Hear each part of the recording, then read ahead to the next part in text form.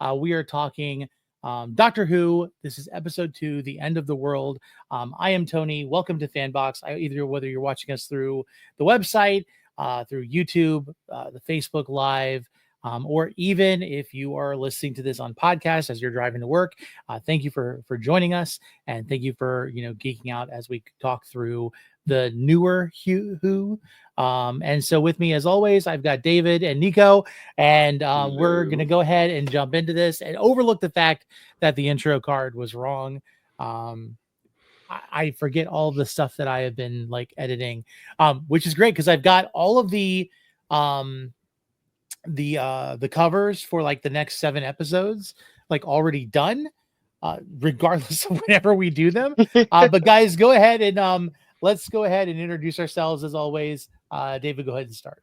I mean, we'll probably end up talking about episode 1 again also, because that's just how this goes. But I am David. I am Xanatos1138 on all social medias. I'm going to be at MegaCon Orlando this Thursday through Sunday. So if you're there, come say hi. Nico Skywalker on TikTok, Skywalking Nico on Instagram. Love Doctor Who. Yeah. Master of Doctor Who and Obi-Wan cosplaying. And I've been seeing online some people are wanting you to do some other cosplay as well as of late. Definitely on the list. It's definitely sitting in my Amazon cart right now. I could buy it. Might bring it to Katsu. Maybe a mustard color suit is in the way or of some sort or anything. I loved everything about Norman Osborn in the new series. The only thing was I was like, that suit's a little bit that suit's loud, but I like it. I liked it. I was like, where am I gonna find a green suit? Right? Google's green suit. Like Amazon link. Here you go. You want a green Amazon guy? I'm like, of course, Amazon has everything I could ever need. Yes, and so if you're watching this and all of a sudden you see that I just disappear, I am just having some technical issues. I will be back at some point. These guys are going to keep us running, and then we may have some other people dropping in later on. But we're talking about episode 2, The End of the World. We just survived the nesting consciousness on Earth, and Rose, declines the Doctor's trip through space. But when he mentions time travel, she has no problem about it, and she jumps right in there. So first, we call it the first date for the Doctor and his companion. She challenges him a little bit about impressing her about where to stop, and they stop at a number of different places and times. But he ends up, after being challenged by her, taking her to the literal end of the world. Superflex, I guess it is the best way to kind of describe it. But go ahead. Let's go ahead and talk about our first impressions of the episode. God, I love this episode so much. Having seen the entire thing and then rewatching it again, I constantly thought of Bonacafalata from later on. Bonacafalata! Oh my gosh, I love Bonacafalata so much. Except it was blue people instead of a little red guy. Very very Oompa Loompa vibes with the techs around the space station. And watching 9 again, it's I didn't realize until recently how many memes, gifs, and one-liners come from the 9th Doctor. What are you gonna do? Moisturize me? That was hard. That was hardcore. Yeah, I will say there were some great one-liners in here, especially even with Rose. She just calls her the bee with the trampoline. So I'm trying to keep it PG because I know if Johnny comes in, he'll probably take all the profanity that we're allowed to have in these episodes. But yeah, so Cassandra was one of those characters where you knew at some point you're going to go down the road and be like, I want to see her again, and there's going to have to be something fun with her. The thing for me was the jukebox. In its time, it was called an iPod, and then they first play Tainted Love, and then as the end of the world comes, it's another Earth classic, and it's Britney Spears Toxic. Oh my god, that might have been the moment my brain went, I'm gonna watch the entirety of the show now. The first episode, I think I took a little bit of a break after watching it. Second Okay. episode, when I heard toxic, I was immediately locked in. I was like, now I get it. Now I understand this show is like funny, comedy, time travel, but Mhm. he still has taken her to the end of her planet, and so has a series. So I was like, this is perfect. Whoever made the show is cooking. Yeah. It was funny though, because like even the sense it's like she's like they're so alien. The aliens are, they're so alien, and she's like, but they all speak English, and it explains the whole like translation with the TARDIS, and she's immediately offended. She's like, "Don't you think you should have asked before you got in my head?" And I'm thinking the TARDIS doesn't care, but he's like he doesn't even think about the magnitude of like violating somebody's headspace. Um, and the way she just responds, it's like later down the road we see her being very much invested. It's very much like a Donna Noble, like just delves into like being part of the Doctor, and she adapts very quickly in other episodes where she threatens other alien civilizations based off of the name of the Doctor, and she understands that she has a manipulation about her that Doctor Who does very much as well, and how she handles survival. But in this one, it's very much she's shocked.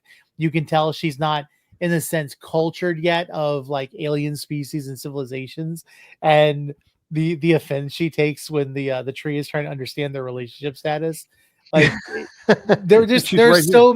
there's so many little things that I loved about this episode, because it's like, yeah, you wouldn't think that this would, you think of like aliens, like miscommunication, everything else. Well, if you get past the communication barrier, what is it about these species? And though they're very British seeming in a lot of ways, there's a completely different dynamic now once you get past the language barrier of like, cultures and everything else. And I love how when the tree person was talking to the Doctor, she's like, "Yeah, I'm a descendant of the rainforest." And he's like, "Okay," and just keeps going.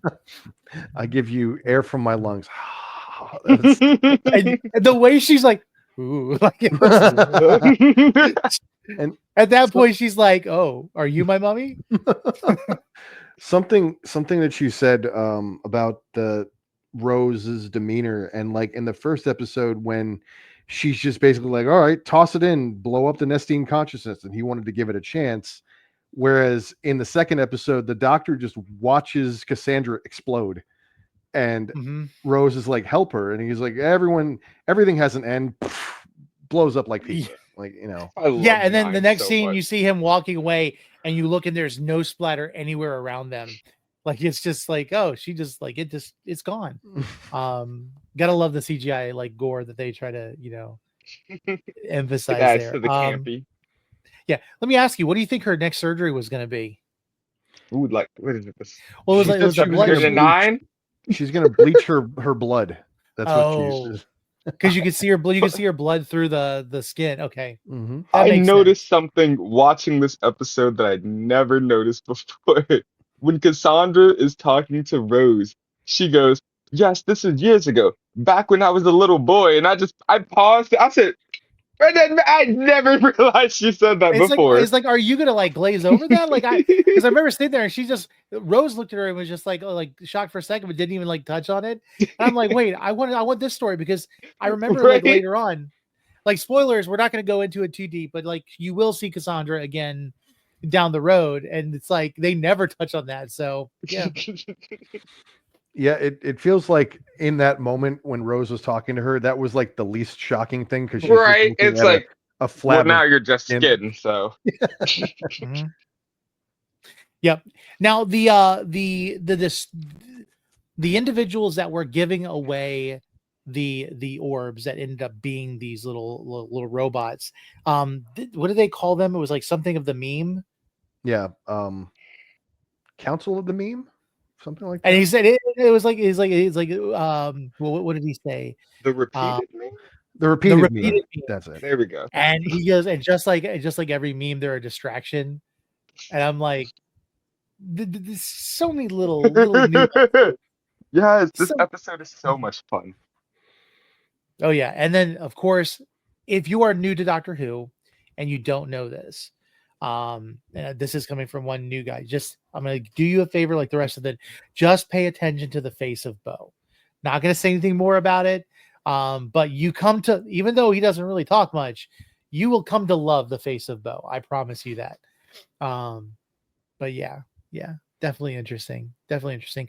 We get the doctor being a little bit nervous, or he's apprehensive about talking about his past to Rose, and it's only until later on when there's a little bit more of a heart to heart between the two of them after everything has happened that he finally explains. And I almost wonder if it's because you see Rose and she's seeing the end of the world and she knows that this is the future, but she's having like these moments. My mom has been dead for 5 billion years. The civilization is gone. They're not the way they were. You thought these things would last. And it's, I think, at that moment where the doctor trusts her enough to tell his story. I almost wonder if he brought her there for the reason to kind of explain who he was, because he needed her to feel the same magnitude. Yeah, That's what like I've always felt like. she says all this negative stuff, and the doctor goes, "A bundle of laughs, you are." Like, Yeah, it's the last to hide the pain. mhm. But it's interesting. We know down the road what's going to end up Mhm. happening and everything. It doesn't play into this. It doesn't cheapen, I think, what he's going through right now, because we know he's not going to know certain things even about himself, because of the way time and Wibbly wobbly, timey wimey. exactly. But definitely some hard. I want to say some hard like truths that he has to deal with. Now there's a scene where the doctor's investigating and he's down on the platform and there's the turbines that are blowing, that are spinning, and she's holding the bar down to slow them down for him, and he's going through. The first time I watched it, I wasn't thinking too much. I was just trying to understand it all. This last time I watched it, I'm sitting there going, why does this feel like Galaxy Quest? Exactly. That's my exact thought too. I was like, this is literally Tim Allen doing the whole, dodging the blades from Galaxy Quest, almost to a point. I almost think I wonder if they did that on purpose, because I think Galaxy Quest happened before this, didn't it? Did it? Let me see. Maybe. Now you got me thinking of when they were running out and Sigourney Weaver. 1999. Sigourney Yep. Weaver said, "Whoever wrote this episode should die," and they ran off screen. So yeah, that's the thought that went through my head. Diego, you say you love this episode. Like, what do you love the most about it? Like, what was it that really kind of spoke to you? So with this episode, when he took, like, just from the start to the end, he takes Rose to the end of his planet, or the end of her planet. And like I'm watching going through, and it's that end conversation. He goes, "I'm the last of my species. My planet's go." I'm like, oh my God. He was trying to like relate, but he's so messed up that he like his relating is like, "Let me show you what a dead planet looks like." It's like, all right, like you good? And it's like when I saw the levels of, okay, the doctor clearly has dark sides. He also has light sides. He can lie, and he just like wants somebody to share his deepest emotions with, even though he can't express them. He's not gonna sit down and be like, "Hello, random person. I hate the time. I hate all of it." It's like, no. He's gonna try and see if you can relate, and then like hold your hand in silence.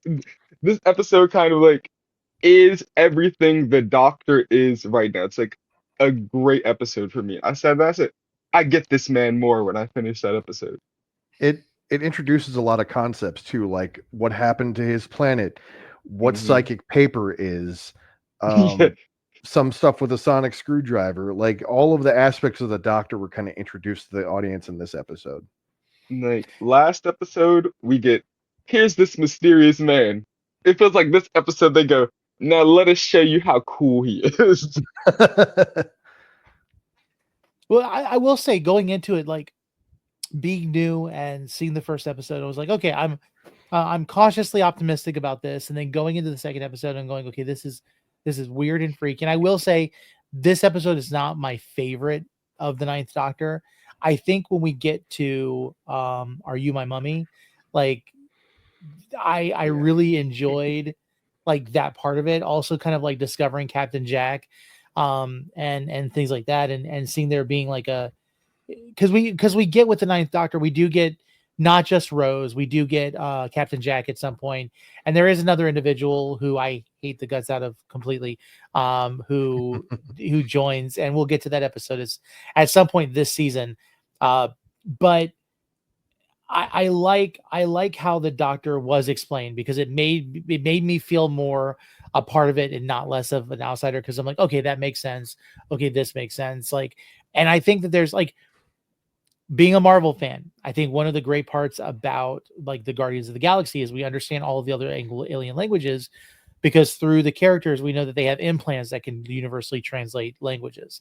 So that makes sense. And so for the TARDIS to do that on a psychic level, for there to be certain things, and it's always like, I almost feel like, and maybe I'm off the base. I don't feel like trouble finds the Doctor. I feel like the Doctor intentionally goes to places where there is trouble, and he knows there's trouble. He knew there was trouble on that base. Like he didn't. I almost feel like sometimes when he acts surprised, it's really he's like he's got to say like, oh no, like that was gonna happen. I didn't know. Like he knows. He absolutely knows. That's the reason why he went there, because part of the thing about the Doctor is showing off to his companions, and it's until a point where the companions are more involved. We're going to get to the Pompeii episode with Donna Noble. Donna does change the mind of the Doctor in a way. The Doctor was there for one purpose. She got him to another, which helps him down the road. And I think that's where it goes from, like, the Doctor knows what's going to happen. He knows there's trouble, but the outcome does change a little bit based off of the individuals that are involved. And I just talked way too much about that. So I think it just depends on which Doctor it is, because like later on, like, again, spoilers for something that is answered several seasons later, but the TARDIS takes him where he needs to go. And it's like it's constantly like he's constantly trying to go somewhere, and it doesn't quite take him there because he doesn't need to go to that exact place. He needs to go somewhere else. And he gets to talk to the TARDIS in a way and gets that answered, which I very much appreciated. Oh yeah. Yeah, and I think that point where you realize that the TARDIS is as much involved in where he ends up as anything else. That helps a lot, and I love the fact that it let him steal him. That's the crux of it all. It's like a boy in his box, pretty much. But yeah. I mean, a good episode. I thought it was interesting how they kind of like play. So the base is completely autonomous, with the exception of the whatever they call it. I'm forgetting like the titles and stuff. The blue guy, he's so blue, and like the crew of individuals that aren't even allowed to talk to them. Like the caste system that's going on in the future is disconcerting, very disconcerting. Is like very. it's haves and have nots, like not never endingly. It had minor. It reminded me slightly of the episodes of Agents of S.H.I.E.L.D. where they were captured by was it the Kree or was it the other one? Was that when they went after the destruction of Earth? Yeah. The Kree. Yeah, the Kree. Yeah. And like all of those blue people, it had the same vibes going. Right. And then you go to like talking Marvel, you go to like Captain Marvel and stuff, and not all Kree are blue, and it like completely threw me off. So yeah, pink Kree. Yeah, so the face of Bo, something definitely to look out for. We didn't get much about it except for he brought everybody there. And I think the face of Bo is just as involved, and you'll find out. At this point I felt like the face of Bo was just as involved, with things as anything else. Rose isn't sure how she feels about whether she wants to go home at the end of this episode. But she does know she wants one thing, and that's chips, which I literally wanted chips after this. But yeah, what are your thoughts? Like, what do you think? I know it's been so long since you guys watched the show, but what do you think are like, what was your expectations and where were you at? I know Nico, you discovered that it was going to be funny and witty, and everything Hmm. else, and we know things get clever, but what sold you to keep going? The dynamic. Like, I wanted to see where Rose and the Doctor, like, not went, like, location wise, but like how they would change each other. Like, after this episode, I felt like I could watch them go anywhere and do about anything. So I was like, I need to see where this goes. It could stay the same forever, but it doesn't. The dynamic changes, they both grow. And like each episode, I'm like, yeah, this is my stuff right here. Yeah, I always appreciate a rewatch, especially the first season, because as I've said, the first few episodes actually lots of it annoyed me in certain ways. Where like we'll get to this in a few episodes, but Rose learns a lesson, and in the very beginning of the next episode, completely forgets that lesson and does something that like kind of messed up time in the last episode. I was like, what is this in order? Like, why didn't you what are you doing this again for? And then like the are you my mummy episode, I actually rewatching it loved a lot about those episodes, except for the kid. The kid was very annoying. But it really, I always lock in at like the last arc of the season where like Rose gets like a full character arc, the Doctor, and then even Captain Jack and the Daleks, like everything comes together Mhm. just in time for David Tennant to take over. So it's like you kind of wish you had more of Eccleston at that point. Yeah, Yeah. because he was really developing the team at that point. Like he was, he's a little aggressive. He doesn't like Jack at first, but I feel like Jack definitely grows on him, especially toward the end of the season. Um, Mhm. and I think that leads. Plus, let's just face it, there's absolutely 100% love toward Barrowman. Barrowman is amazing. Just kept Jack, and just if you ever go to a convention, go see Barrowman. If he is doing a panel, um, it is unforgettable.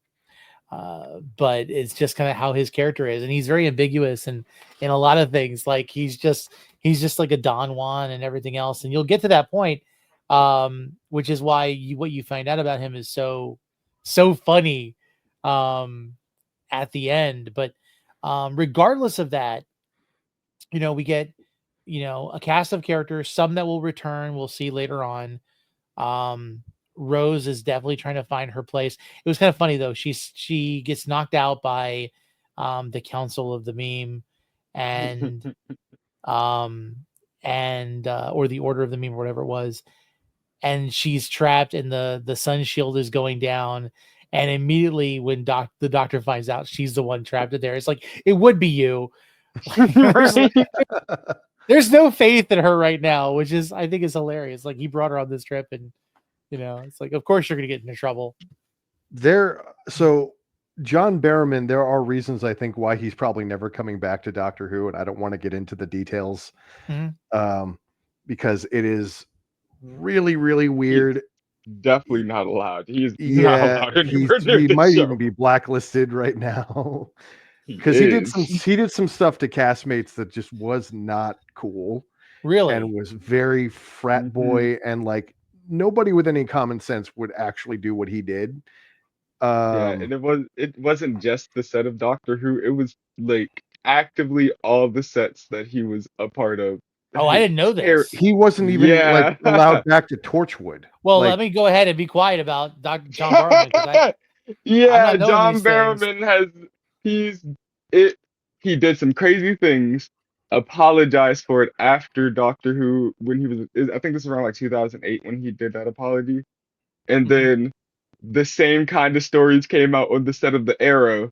So then Oh, they're like, "Oh, you didn't care when you made that initial apology and just kept doing whatever you're doing." I think So I think he after doubled his down the second time, right? Something like yeah, that. yeah. So after his last Doctor Who appearance, I think it was 2019, something like that. That's when all the news broke, and they were like, "Yeah, not bringing this guy back." It's also a part of why Eccleston does not like John Barrowman. Okay, so I don't know any of this stuff. This is see, I just know he has the wildest Comic-Con like panels. That is also a part of it. He has done some crazy things at Comic Cons too, but it's like a lot of people, like, because I went through a whole Reddit deep dive. In the moment, a lot of people are like, oh, this is funny. He's just like really cool, but now people look back, they're like, well, did he really need to do that at a Comic Con? Yeah, I remember going to Awesome Con and I caught a bit of one of his panels, and I think he was like in an R2D2 dress with heels, like, and he was just strutting across the stage. Yeah, so I have a bad track record about celebrities and stuff about like so confession time. This has nothing to do with Doctor Who. So in 2015, I think it was 2015 because it was right after my kid was born. So it was like May 2015, Awesome Con 2015, I think. I'm in line because I'm a huge Smallville fan with an actor on Smallville, and I get a picture, I got an autograph. She took a picture with me, just because she found out I just had a kid, and then I went to work and I'm like, hey, look, I got this with this cast member from Smallville, and they go, she's part of like a sex cult, and I'm like, what? And that's when I That's discovered about hilarious. what Allison Mack was going through was afterward. Man. And I'm like, makes sense why there was all guys in her line. Like, did not know this. Did not know this at all. She was super nice to Unbeknownst to me. me. If I had a nickel for every time I regretted getting a picture with a celebrity, I would have 2 nickels. Which two? Ryback, who used to be a WWE wrestler, turned out to be a really big weirdo. And Stephen Amell. Yeah, I hear you every time I hear a Stephen Amell story. I chuckle inside because why would he do that? It's just like he's so weird now. right. Like it just makes no sense. Mm-hmm. Well, correction on that. The character of Captain Jack is interesting on the series, but the jury is out Barrowman. Yeah, his acting, like Captain Jack, amazing character. Merlin, amazing character. But the It's guy, just a shame. The guy, right? Oh man, I didn't know he weeded all that. It was going through that Reddit thread, like the way my eyes just kept wide. I'm like, oh, the things you learn while on Mhm. live. Yeah. So scratch everything. I may just delete this episode. No, I'm gonna keep it going. Like it's good to learn in real time, stuff that goes on. Like you honestly, media literacy, you can't keep up with stuff sometimes when it comes to, all of the yeah, I just wanted to make sure that you were aware. Z's in the comments like Allison Max. You did just get into the show. I took that autograph off of my wall so fast. Like I had her autograph right next to Michael Rosenbaum's, and I took that thing off, and now who do I have there? I have was it Carl Urban from Carl Urban from Dread and Star Trek, like Nice. and he's also Scourge from Ragnarok. Mhm. I've got him up there. Like I replaced that quick. Billy the Butcher, also. I love Billy the Butcher's character. Side note. Oh yeah.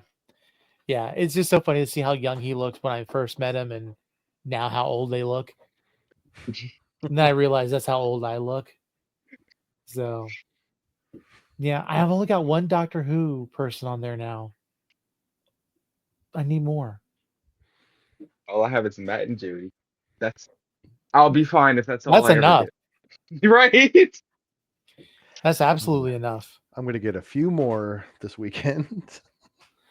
Yeah, it's so weird. Like I would go to conventions starting in 2013 just wanting to get autographs. Like I just wanted autographs. Like I wanted to fill my wall with them because I have a movie room down here. And then I was like, the photo ops, that's really cool.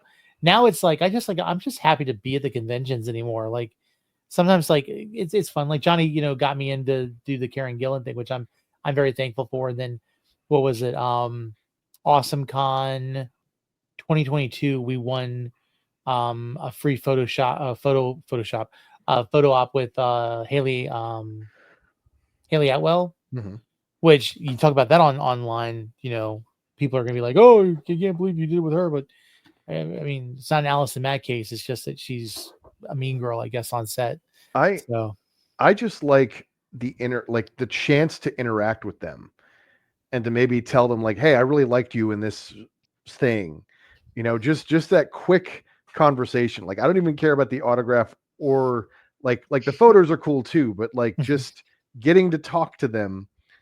But then a lot of times I'll get up there, it's like, I don't know what to say. So I'm just gonna say hi and bye and then go away. So you go to a photo op, or like, let's not say a photo op. Like if you go to do like an autograph, you don't have to get an autograph. You can just walk up and talk to them. It's just weird to them. I'm tempted because one of our friends suggested I do this. That picture of the meme of Grant Gustin doing the peace sign in front of Oliver Queen's grave. I'm tempted to bring that picture up to Grant Gustin and see if he signs it. Oh, he probably would. He would sign that. Like, I feel like he signed so many art. Like, that's like I would assume so. Yeah, I would think so. Shout out Grant Gustin. Okay. Anything weird about this episode that just didn't sit well with you or took you out of it? Maybe the first time, but not the second or third. I don't know. That this episode, I was locked in from start to finish, like just sitting in my bed, just like, this is some good television right here. Maybe because like I'm new to Doctor Who, I was just like looking at all the I'm like, okay, got a good cast of aliens over here. Is that a piece of skin? It's like, I don't know. I like the zanies. So it's like I wanted it to be more weird. Like like last episode, moving mannequins was like in my realm of possibilities, and I see this, I'm like, blue people. That feeds off of a fear, though. Yeah, that fed off of a real fear. Like if I were like working like a mall or something, and it's got like a bunch of mannequins and stuff like that. Like I lived in an apartment building for most of my life. My mom was a resident manager, and so we would go into like storage rooms, and there'd be like mannequins, or there would be like the dress like forms, the bodies, or you'd have like the head because somebody was wearing a wig of some sort, and they had the foam heads. Yeah, all of that stuff freaked the crap out of me. So like, I could see that, being one of those things. It's like, I was like, oh, I didn't know they were real people. It's like, no, they're not real people. Those are pieces of plastic that want to shoot you with, handguns, literal handguns.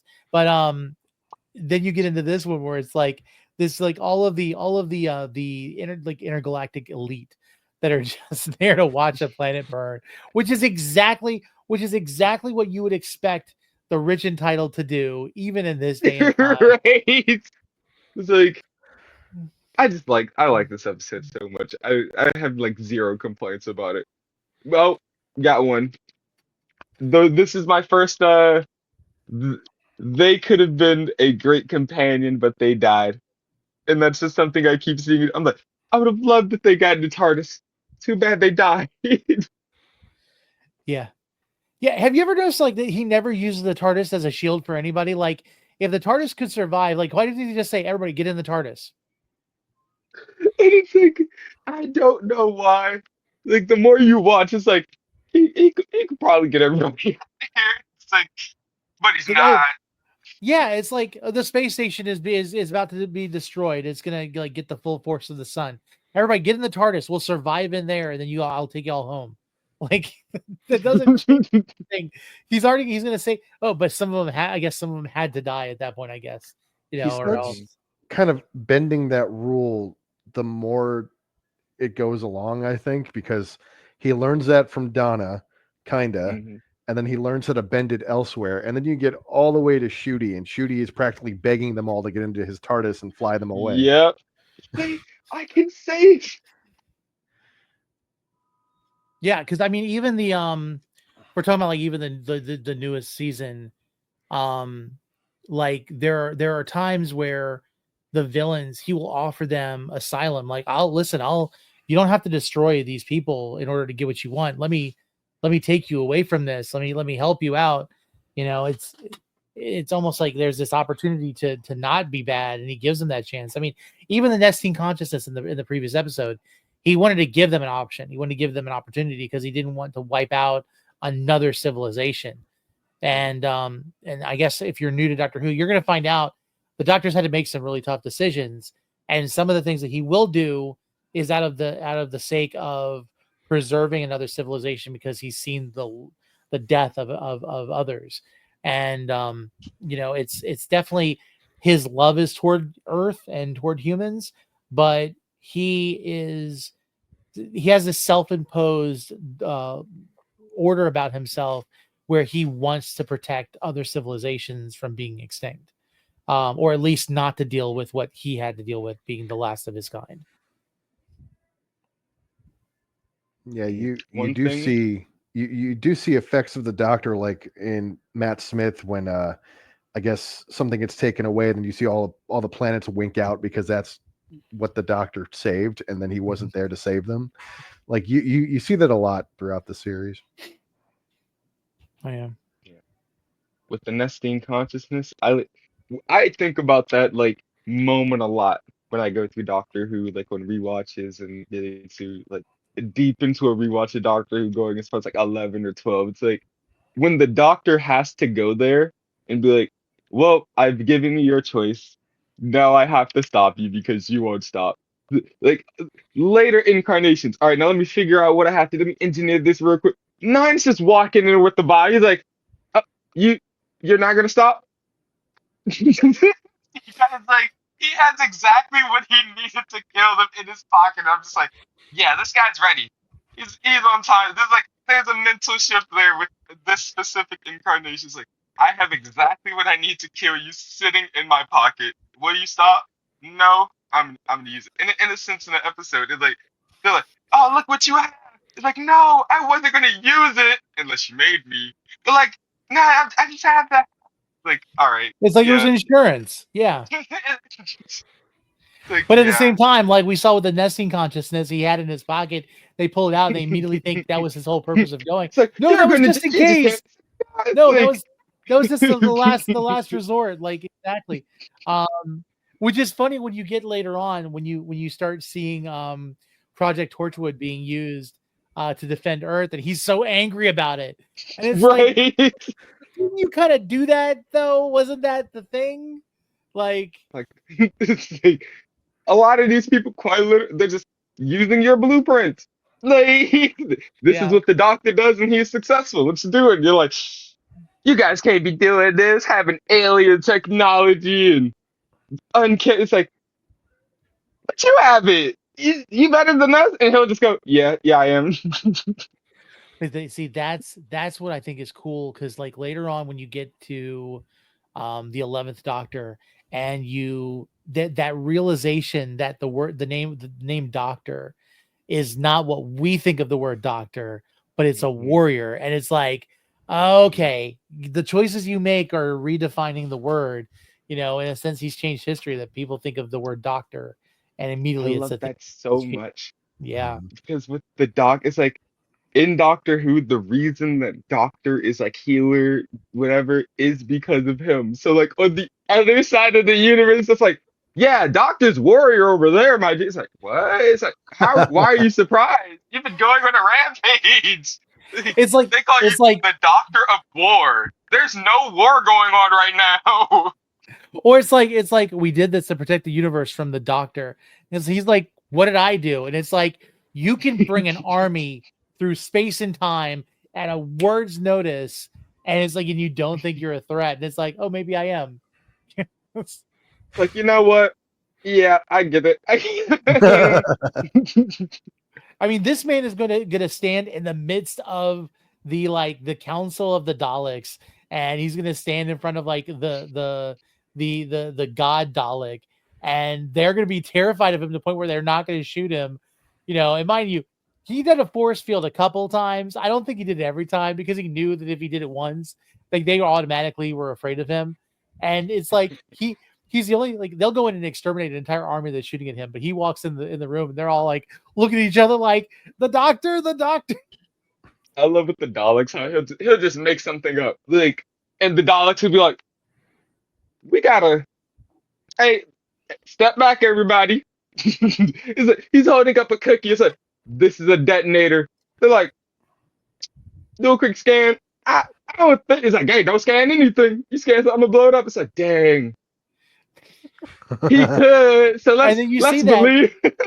and you see that out of his companions, because his companions realize you can lie really badly and they will still be terrified of you as long as you walk out of a TARDIS. That is like all that needs to happen. I love that when they get that chip on the ship. It's like, "Hey, I'm walking around with the doctor. You guys don't mess with me. I'm an associate of him." It's like, yeah, but that means you probably won't kill us. And then there are a couple companies like, check again. He's like, Now, oh, now, my now bad. throwing it out there. Good. The library. You just reminded me. I'm the doctor. Look it up, and they just go back. I Goes I'm the back. doctor. Look it up. Backs up. It's like, check the index on me. That's a large number. That's an impressive number. Yeah. It's like, you're an associate of the doctor. You won't check my name again. Mercy. Mercy. Like, yeah, okay. You got like the database on the doctor companions of the doctor's things he's done. It's like, I look me up, please. The disrespect you're handing me is crazy. Well, it's so funny, like especially when you get down when you get to what was it, to the end of Matt Smith's run, and you think, because of, like, the way it is, that the doctor is not going to regenerate because he's reached the maximum regenerations, and then he finally does. He's at a new lot in life, and you've got that moment where Capaldi's 12th Doctor, like, no one knows who he is, and it's the point where, like, when he finally sees River, and she's like, yeah, you're not the Doctor, it's just like, Hello, okay, and he's like sweetie. trying to tell us the whole time. Yeah. Oh, That's so good. So good. this We're went through getting like ahead of so ourselves. many great episodes, right? I'm like, you just said great episode, great episode, great. I'm like, let me not go and spend 20 minutes talking Yeah. about that. Let me just. Yeah. Really, just the title of each episode is just going to be a what is it, a suggestion, because we're just going to keep talking about other Yeah, stuff. we're gonna try not to spoil too much for you. But Mhm. let's face it, there are, and again, like I'll be honest with you, like, we had this chat where we're talking about, Doctor Who, about me going through it, and it was, and even though like there are things I hadn't got to, everybody talking in the midst of, like, oh, remember this, remember that, I didn't understand it, I didn't get it until I got to that episode, and then I'm like, oh, I get what they were talking about. It's just incentive to get caught up. I'll be honest with you, because it's like there are so many good parts, and I will say it builds so well upon itself. Things to pay attention: the Face of Bo, Bad Wolf. There are so many things that pop up, and like I'm going back and I'm seeing, like, there are different people, because if I remember correctly, there is an episode down the road with the 10th Doctor where one of the actresses ends up being Martha Jones down the road. Mhm. So you will see these characters sometimes more than once, and where they may be antagonistic at one point, they'll actually be friends and companions down the road. It's a big theme with Doctor Who. In fact, the next episode 3, is going to have the main character in Torchwood, but she's going to play a completely different person in this episode. Yep. And you're going to find that the Doctor's, the iterations of him after his regeneration is going to take a hint in some of the people that he observes and sees. If you even have done a precursory look at, like, the different versions of the Doctors, because I'll be honest with you, like, I knew what to expect with the regenerations from watching TikToks, and so I knew Capaldi was coming. But the moment when I seen Capaldi somewhere else, I'm like, wait a second, like, You're like, huh? he was in a previous episode, and Oh yeah, my you gosh. We I had to love keep that telling you just to keep episode watching. because like people like online when people talk about that episode, they go, I swear Capaldi was like low key auditioning to become the Doctor in that episode. It's like he was just so big and fantastic. It's like, yeah. Make that guy the Doctor. Well, it was that, and we know, like, from when we talked about last episode, like how much he was such a fan, like Yes. the idea that he, I mean, could you imagine if one of us got asked to be like part of the cast of one of these shows or in a movie that we're like a big fan of, like Marvel, Star Wars, whatever? I would It would lose my be a mind. dream come true, and I would give them 1,000,000% of my energy to do Mhm. whatever they wanted. It would be literally like, oh, you want to set me on fire? Go for it. I'll be off in the corner, you know. God, I swear, like, you want to put me in a Doctor Who episode? Yeah, you can throw me downstairs, set me on fire, and then throw me in outer space. I don't care. Let's do it.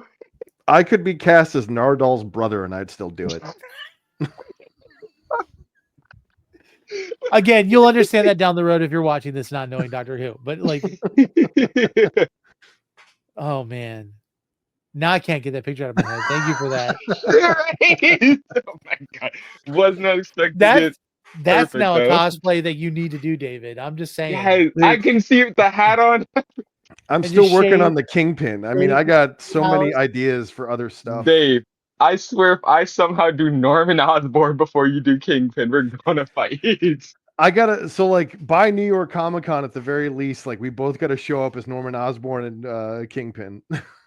And take pictures with every Spider-Man we see. Yeah. Oh, that'd be great. Yeah, and so I definitely was hooked by the end of this episode. Definitely wanted more.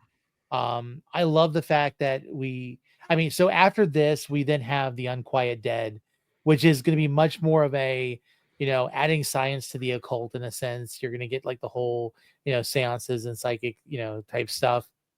But it's, again, going to turn around to be something, space or, technology related, which is cool. I like that. I like how they kind of explain those type of things and they kind of throw stuff. Cause I mean, it's going to get even weirder. The new Doctor Who had little like celestial type beings that were, just doing things at their whims, but like, we're going to get werewolves and we're going to get, like just really strange iterations of monsters that you can think of in history. You're going to get fantastical stuff like Robin Hood and stuff down the road. And it's going to be with that Doctor Who flair. And that's the coolest thing of it. It's almost like, I would say, it reminds me a little bit of Quantum Leap, because it's like throwing you into a period and they have to fix the wrong that's happening because something is just not right. It's affecting what should happen in the course of events. And of course the Doctor has to jump in to do it. And does a fantastic job doing it. I just find it funny that they don't, I mean, we get that a little bit later where he's got like a whole wardrobe of different clothes and costumes that he could wear, but we don't see that like at first. But definitely I was sold by the end of this episode, and wanting more because I just wanted to see where we were going to go next. And I never understood that they all tied into each other until I think I got to the end of this episode. And I was like, oh, I get it now. Bad Wolf, especially. So One thing about the wardrobe, they used to show it a lot in Old Who. And like, I feel like one of those things where it's like that, like, I feel like for 9, when they were crafting it, they were like, okay, this Doctor, scratch this, scratch this, scratch this, just because of purely where 9 is mentally right now. It's like, like I read a comic that said, yeah, the first time 9 got in his Tardis, he went in and smashed every mirror. I was like, okay, wow. yeah. Like that's why in the first episode, even though he's been like the Doctor, like this incarnation for a while, he looks in the mirror in the house. He goes, hmm, okay, okay. It's like because he smashed every mirror in the TARDIS before this, I did not know that. That's where the right? comic books and stuff. Yeah, they pop in. That's weird. Then the Deep South reference where she's like, I'm just the aliens are so alien. He's like, obviously, he's like, I'm glad I didn't take you to the Deep South, and she's like offended by that. She's like, oh, And you're every all planet jokes. has a north. Yeah, every planet has a north, and there's obviously a Deep South that would be much more alien. So, but yeah, let's see here. Oh, so Z took your recommendation. David is like evil Nardal. Oh yeah, and see, like I love how like even like there's a play on words and stuff like because he's like our big commenter on here. So like the Jadoon on the moon, like there are so many different like jokes that come into play with Doctor Who that you'll remember. We keep saying are you my mommy? That was one that I just absolutely love. And then down the road we're gonna have Mavity, which I know is not as loved by some. I'm just saying. Are you my mummy comes back with David Tennant and with Capaldi, maybe others, but I know like both of those that it's like a running joke throughout the show. Oh yeah. Oh yeah. It's really cool. Yeah, My favorite Doctor Who joke is like purely an inside joke in my friend group. We just go, the sister planet of Clum, Raxacoricofallapatorius. It was like, why do we all know how to say that just off the top of our head? Like, you don't know Raxacoricofallapatorius? And we just look at some other guy like, they'll be like, wait, what is going on? Why are 6 people saying this word perfectly to me right now? None of my coworkers are nerds in that sense. None of them watch Doctor Who. So like there was a word of the day thing on the whiteboard and I took it upon myself. I had to check the spelling. I didn't know exactly how to spell it, but I put Raxacoricofallapatorius up on the board. My boss walks by, does a double take and goes, "What the hell is that?" Yeah, it's the like middle part. Like my brain's like, is it Corico or Corica? And it's Coricofallapatorius, which is so stupid. I sound so crazy saying this word this many times. That's great. So let's talk about a little bit of, like the newer Who with Shooty's run. The Joy to the World episode. We'll get to that down the road, but I have to say this: the moment when she hands him the plunger, she's like, "Is it armed?" The seriousness on his face is like, because we've all thought it. That. We've all thought it. You pick up a plunger and you're like, exterminate. It's like, and you see this, and it's so funny because my first thought was that's the wrong plunger because that's a sink plunger. But at the same time, it's like I love how he just responded to that. With 3D printing, I want to make a Dalek at some part. At some point, like I've seen people like they've made them as costumes and everything else. I just think of like getting like an electric scooter and making one around it and just kind of rolling around. Little metal one I got in London, actually. Nice. And yeah, that's another complaint I have. Like, unless you go overseas, it's really hard to find good Doctor Who stuff over here. Yeah, it is. Because I want it. Right. The another, like, just randomly you reminded me of when Bill's first experience with the Dalek. She's asking, why is one arm a sucker and one arm a gun? Did they run out of guns at some point and there's a Dalek with 2 plungers that's really mad? And like she's just making jokes the whole time. Go ahead. There's a 14th Doctor special where like he's just like flying through time and he crash lands at the creation of the Daleks, right? And when his TARDIS flies in, originally the plunger was a claw. He smacks the claw off of the Dalek with the TARDIS, yada yada yada. And the guy's just sitting there who's like the intern, and he's like, what am I supposed to do? And like 14 just reaches in, grabs the plunger, he's like, here. And then the guy comes in, he's like, a plunger. Nice. And then even 14's like, oh my gosh, that's a Dalek. And the guy's like, Dalek? That's a really good name. And then like he's like, I've done too much. Flies off. So like he gave them the name and the plunger, and I love that so much. So I'm trying to think. Is there anything else we want to talk about in the episode though? I think we're good. This was, I will say, like, there's a lot of stuff that happens in a lot of the episodes. Like, I feel like with the Autons, there's a lot to talk about. Like, we had plastic making and everything else. This one was a very cut and dry. Now, okay, I have one more thing I was wanting to say, and I kind of got sidetracked there for a second. The plant, the tree lady. I forget her name. Same. But is it weird she was giving clippings to people? Like me thinking, I'm like, are those your kids? Are you giving your kids away? Like, I mean, if we're talking about, if we're observing, I'm thinking either she's giving shavings of herself, which is weird in itself, or she's giving away her offspring. And I'm thinking that's kind of messed up. And then I thought that's also genius because that's a great way to get your roots into other civilizations. Mm-hmm. Yeah, that's her my brain. Like she's just trying to like spread out, but it's like, yeah, it might be a little weird. It's like, especially like might be normal for their standards, but for like I mean, 21st century Earth standards, that'd be a little weird. for Rose to still be carrying it in the other room and start talking to it and introduce herself, and she's like, "I'm talking to a twig," and puts it down. Are you waving at that?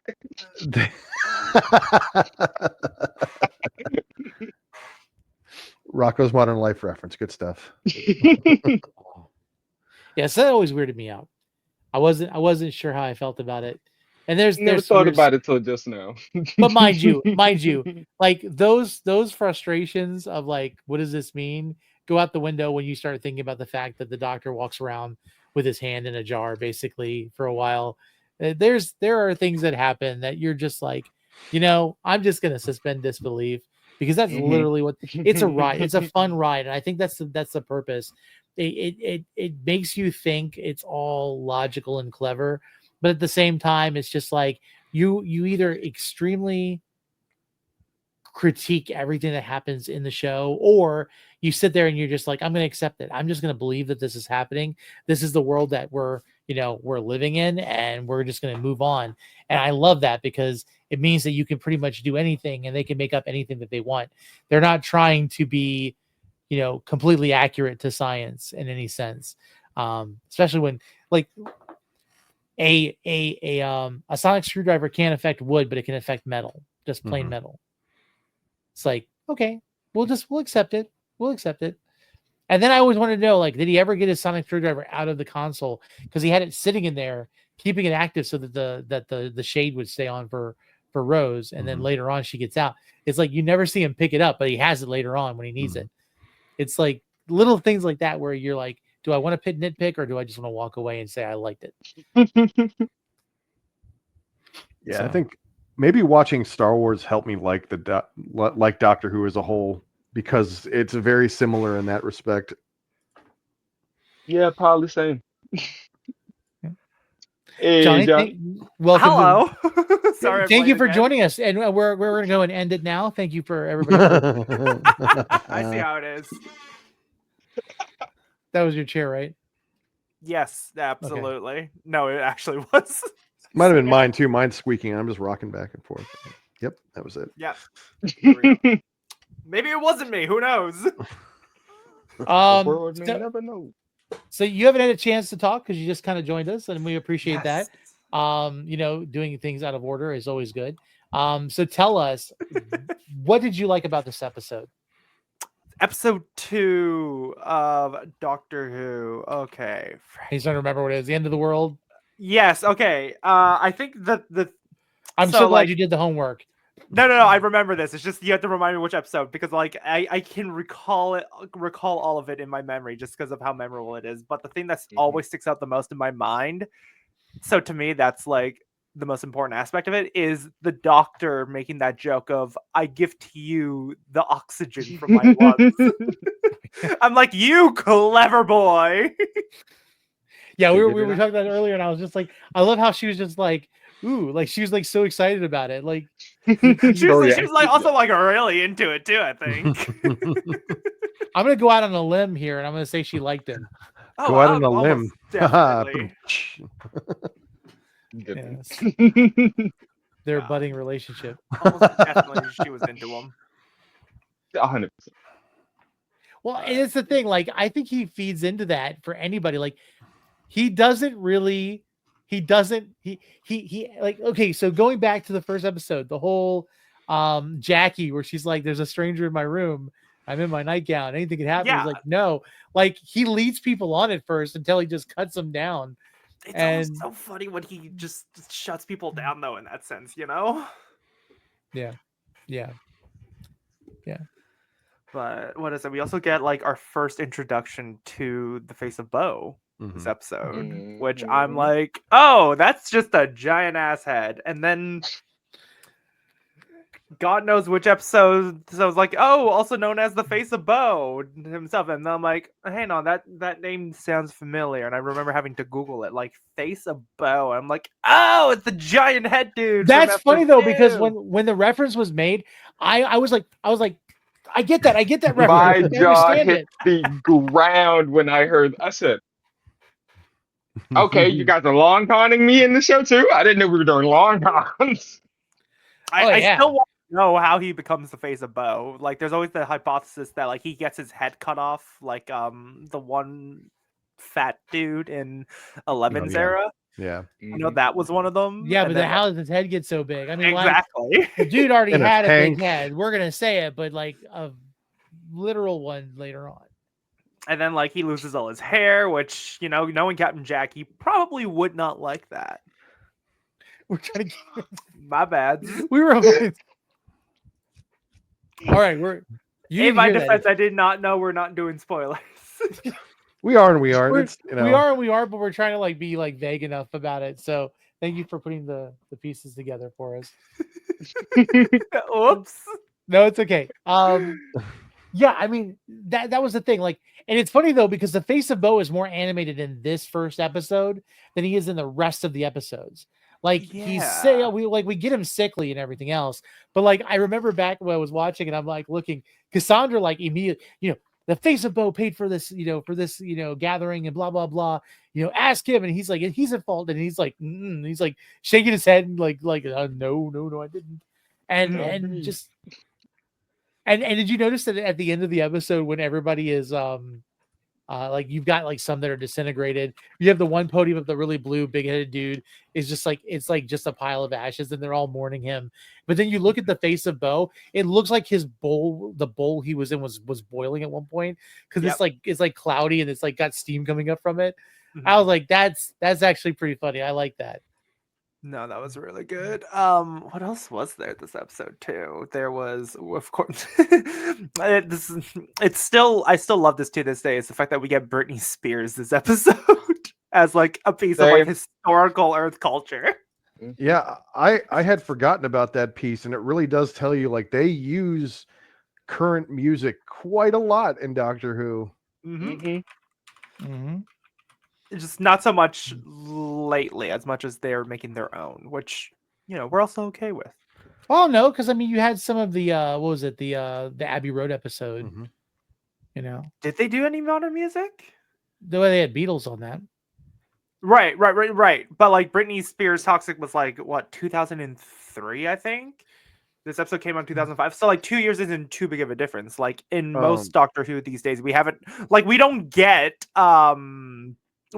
Dua Lipa or, you know, Sabrina Carpenter or anything like that. Wait, you know? What was that? Okay, what was the song? Hold on a second. What was the song with Rogue? Right, the with one Rogue. I know exactly which one you're talking about. That one came out in like early 2000s, I think. Okay, yeah, because like I have it on my playlist because like anything Doctor Who related.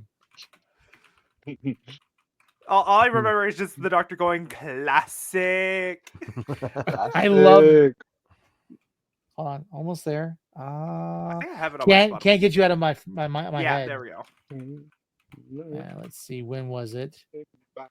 Can't get you out of my head was 2001. Yep. Even older than Toxic. Damn. All right. So I didn't know that. So have you guys seen previews for the new season? I have not. No, I've been. There is a clip on the Doctor Who TikTok. It sounds like the way they titled it was like the companion that doesn't want to be a companion. So that should be interesting. I'm curious because it's I forget the actress, but I just know her from Andor. I'm curious if she's still reprising her role from Boom though, because she was also in that episode. So we'll see. Guess we'll see. Yeah.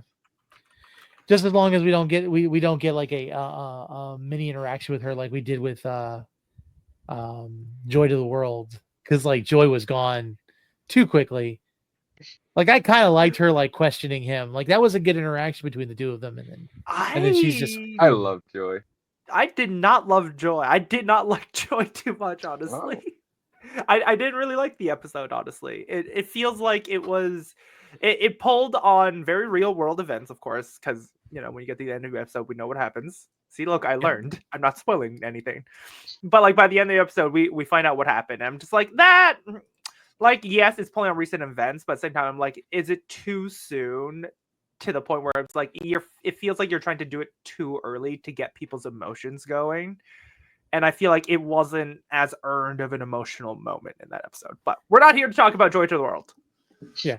Well, I will say I do like in that episode, and we can do whatever we want really for the most part. What I loved was him going the long way around. Yes, we always see the was fun. Doctor jumping ahead. We get to the one Christmas special where it's basically like their version of Scrooge, with the ghosts of Christmas past and present and stuff.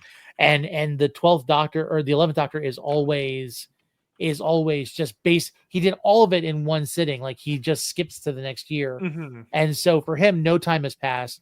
Whereas this one, like we see him having to deal with it being a whole year, just normal, and him dealing with it, and how there's been like growth with him from that point. So I did love that. And I like seeing that because I feel like some of the best episodes are when the Doctor doesn't have control of the TARDIS, or the episodes when he's not even involved, because there are some episodes where he's not in the forefront. It's really somebody else doing something because he's encouraged it, and then it goes to benefit him in the road. I think Blink is one of them.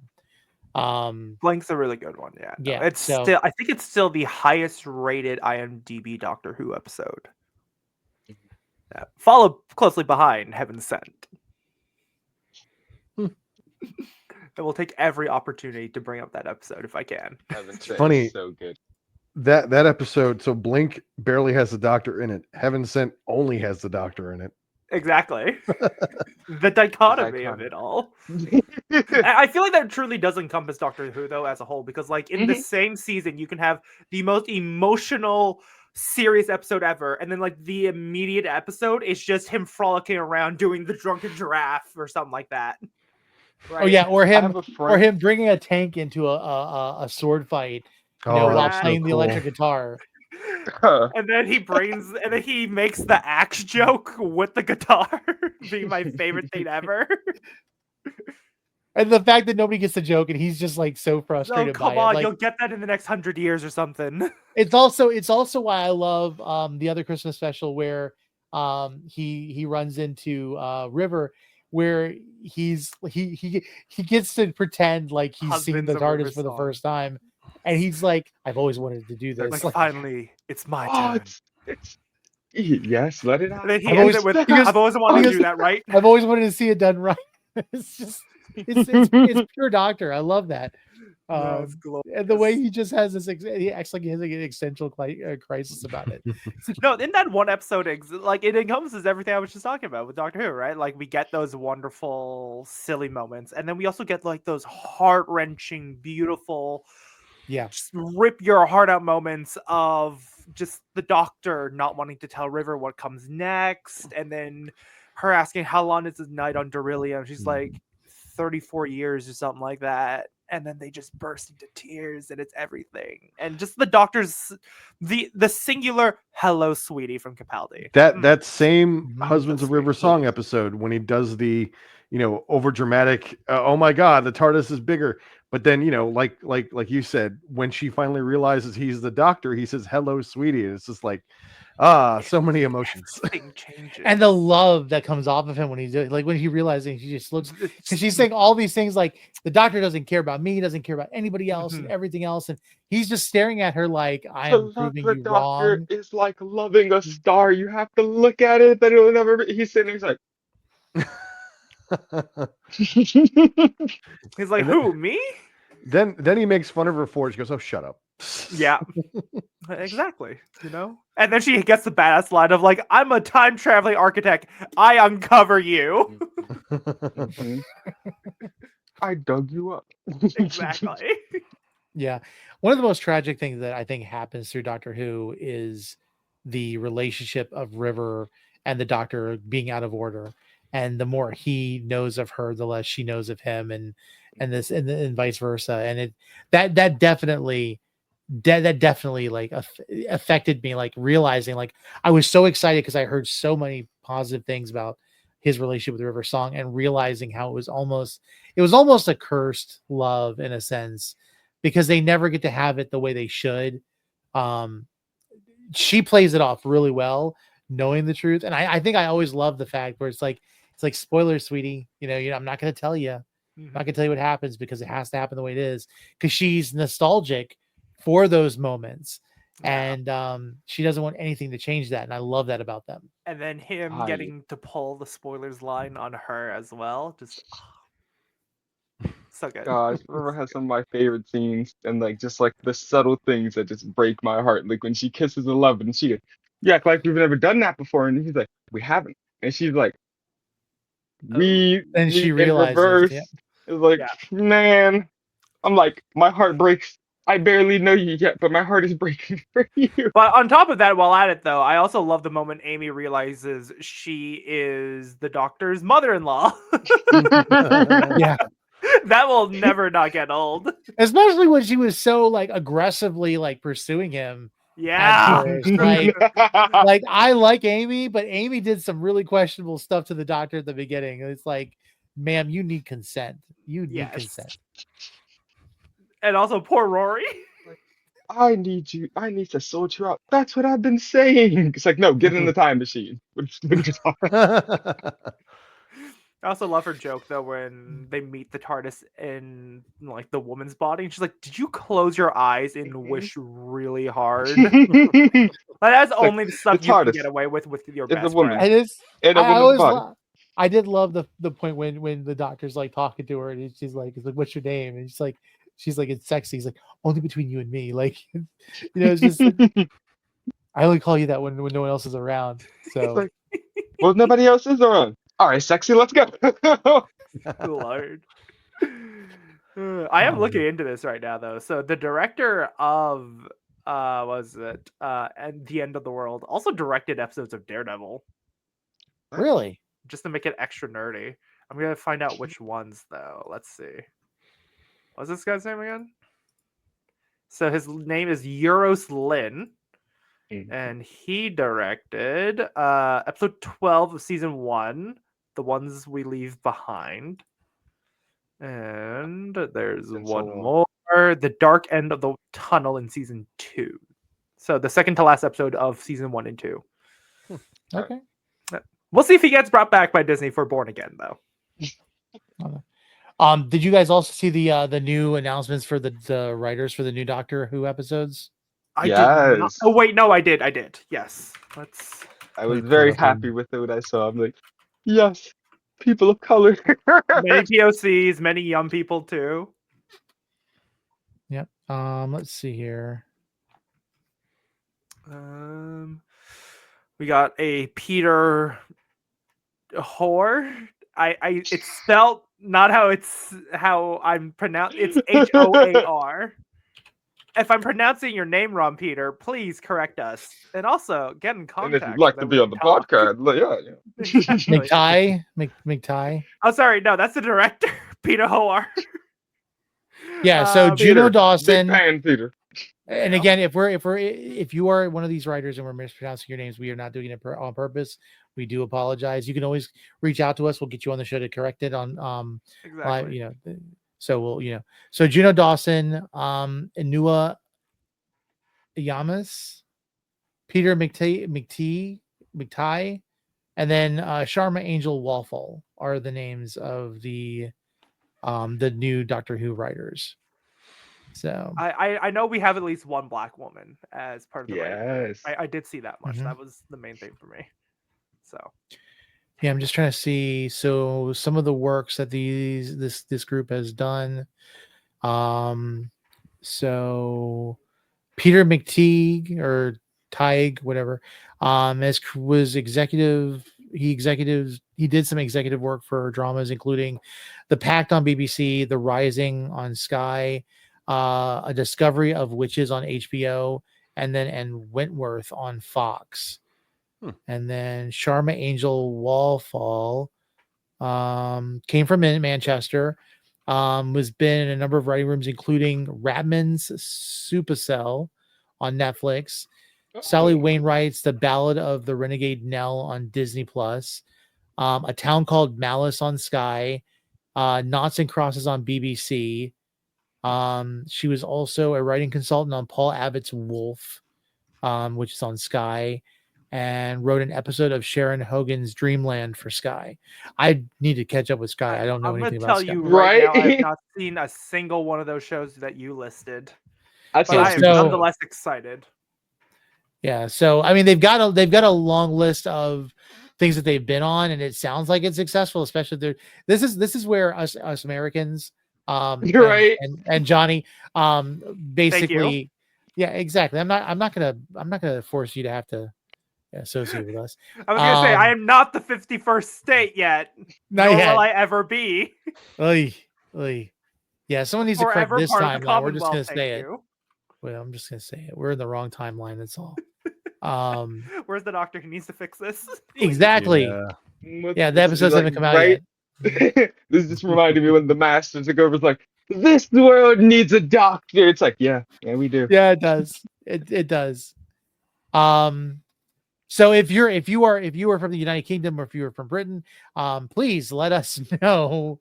If these are good. I'm assuming because they're listed that they are. And that's the only problem with being on this side of the pond is we don't know some of these work sometimes because we don't all are able to use our VPNs to get other episodes and channels and stuff like that. So they might be on BritBox, which we can access, but I don't know. I don't have BritBox here, I think. So and as if we didn't need to know, the series is being produced by Bad Wolf. So cool. Of course. If it wasn't being produced by Bad Wolf, I'd have a problem with it. I'd be genuinely surprised. I'd be concerned. Right? I'm like, what happened to Bad Wolf Studios? They just got that off the ground. Bad Wolf never happened, apparently. Wibbly wobbly, Tommy wimey stuff. Exactly. The whole gravity of the situation itself will just be.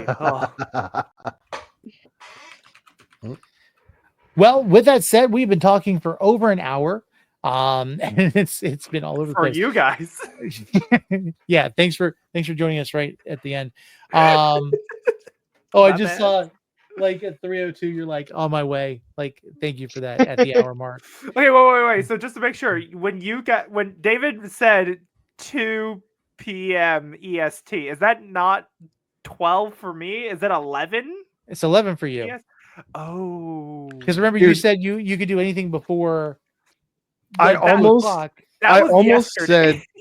said 2 p.m. Eastern time, American, whatever, trying to clarify. I didn't think I had to, but now I guess I have to. Yeah. So remember, you're technically Pacific Standard Time, right? Yeah. No, just in my head, like for some reason, Eastern time is always 2 hours ahead for me, even though it's not. It's 3 for some reason. That's why when I put the promotions, I say 2 p.m. Eastern, 11 Pacific. In my defense, I don't have Instagram right now. That's okay. I also put it on TikTok. And of course, we know you never had a gap in yours. No, mine never got closed down on me. Yeah. Have you had any updates lately? Because we're not getting any updates. Yeah, it's not in the App Store. Yeah. No filters. It's fine. We'll get Little Red Book. Either that or what was it?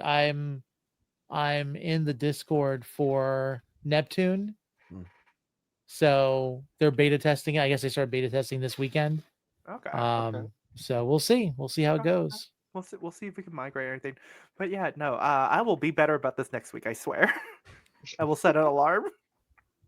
Yeah, and I will be honest with you. I think next episode is gonna be. I liked this episode, but I will say it's not one of my top episodes. It's a good episode and it got me invested, but it didn't get me, as excited as some of the ones that are coming down the road. Like, I think I didn't realize how much I love Dalek episodes until I started. Like, I'm even to the point where it's kind of like I loved last season, Shooty, but I want Daleks now. I want Daleks again. Like, just give me a Dalek, please. All I know is that I need to be there for the Empty Child episodes. Okay. Those ones. The yeah. doctor dances and Yeah. Mhm. No. The doctor dances alone is just perfect. So good. All right, so let's go ahead and wrap up. If you are watching this or listening to this, please make sure you like, subscribe, turn on notifications on YouTube.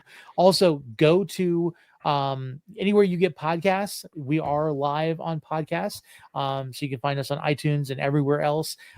Just look up Tardis Talk or It's FanBox. It'll get you there either way. You'll also catch some of our other podcasts that we do.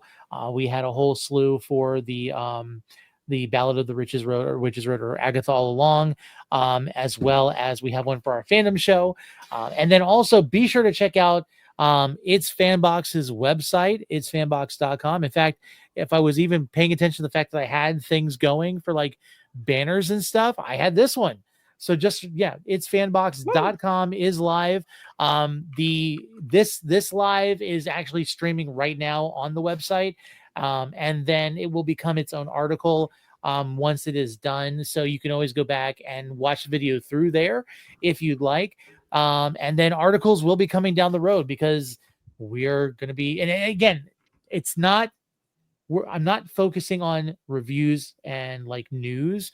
I would rather us do things where we talk about like our speculations, what we love about something, Easter eggs, whatever else. We can even like dive into rumors and talk about those. So it's not going to be your typical news site, and we're going to be definitely promoting other creators, especially these guys who put up with me every week. So you put up as if we don't love talking to you on a daily basis, Right. I hope so. So let's go ahead and go the opposite direction this time. Johnny, since you didn't get to do it last time, just go and tell everybody where you can be found. And then we'll go Nico and then David. Y'all can find me on TikTok. We'll just stick with TikTok. Oh, and YouTube for Marvelous Jonathan, 2 L's in Marvelous. And just come find me. I will hopefully actually be doing YouTube content soon. It's just I work a lot lately. I have an adult job and it just refuses to relent upon me. But yeah, I talk about all the good nerdy shit as well. Doctor Who, Marvel, Star Wars, DC. Definitely going to be talking a lot about DC because I have not been able to stop reading the whole DC All-In stuff lately. Oh yeah. And also a good troll to the trolls. I feel like we need to get back to being petty again. On some of our content. I need to get my petty era again. Yes, I feel like that's definitely a necessity. Was I ever not in my petty era? No, but it's not been like I haven't had somebody give me like a nasty comment that I could like knock out of the ballpark for a while. Oh, that's true. Like we need to kind of no, trigger I need to drive to someone to the edge of their seat towards but yeah. Nico, go ahead.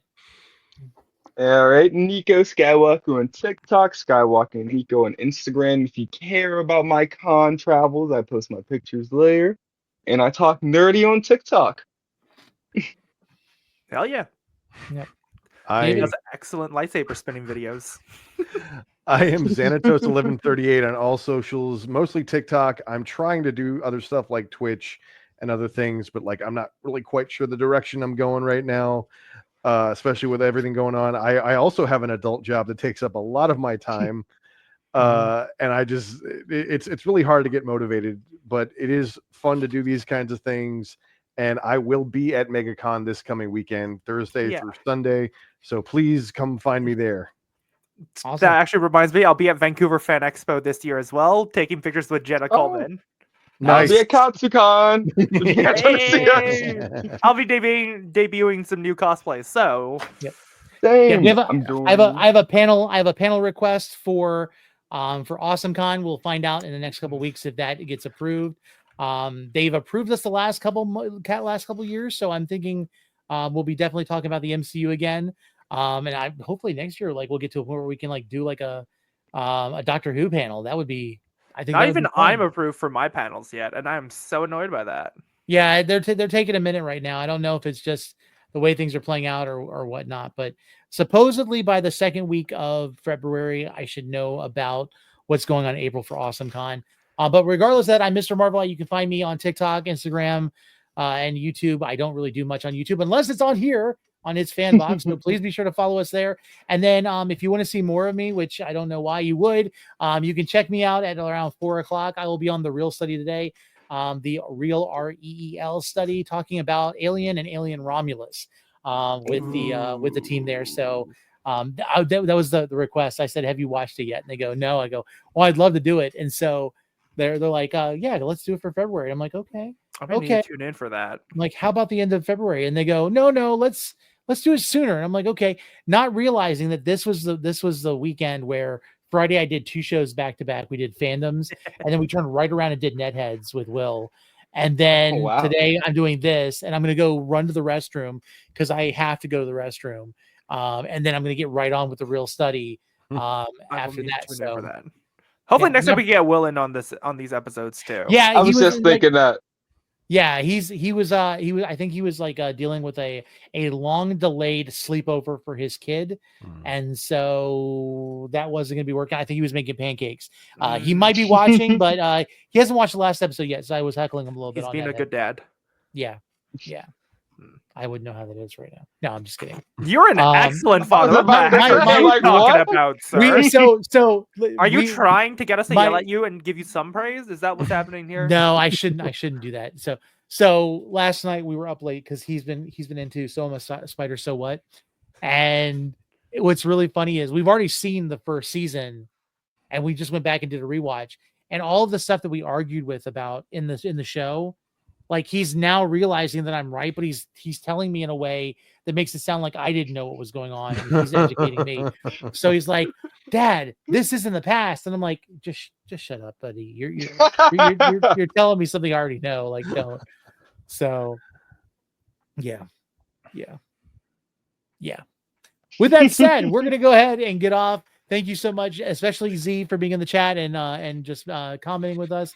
And those of you who have already downloaded, I've already seen a number of downloads on the podcast. And of course, it's always rough because the first 48 hours is what we get our analytics on, and literally it took about, I think, 26 to 30 hours for Apple Podcasts to make this actual podcast. So we lost a little bit of the momentum. So this week we should see more. But regardless, we will see you next week. We will be doing The Unquiet Dead. So this is going to be a blast. Well, a blast into the past, I guess. This is one I need to make sure I watch because I don't remember it. Right, the last 2 I've done off memory. This one I'm gonna have to actually watch. Yeah, like I'll be honest with you, I had to go back and rewatch the end of the End of the World because I kind of like glazed a little bit over on it. And so I went back and did that. With this one, I have to do a full rewatch. Not saying it's not a good episode, it's just in the mixture of episodes, there are some that kind of get overlapped, and this was one of those.